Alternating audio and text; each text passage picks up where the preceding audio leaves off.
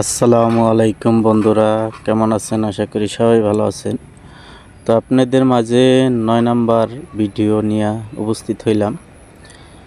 তো নাটবল কিছু লাগাইতেছি আমরা।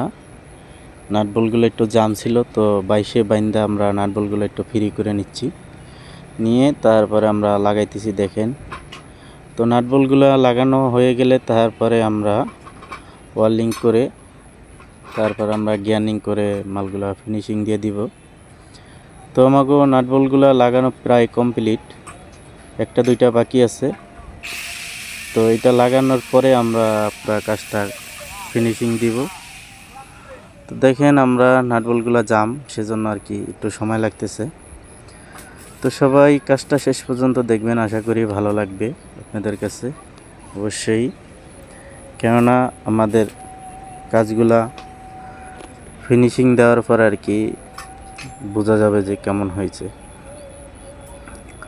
তো আমাদের প্রায় নাটবলগুলো লাগানো কমপ্লিট, তারপর আমরা গিয়ারিং করব। গিয়ারিং করে তারপর আমরা বাকি কাজগুলো করব। তো আমাদের করা শেষ, এখন আমরা গিয়ারিং করব।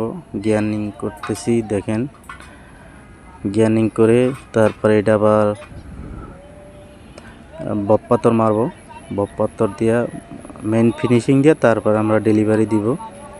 তো আমরা প্রথমে গিয়ারিং পাথর দিয়ে গিয়ারিং করে নিচ্ছি সবগুলো, তারপরে আমরা ফিনিশিং দিয়ে ডেলিভারি দিয়ে দিব।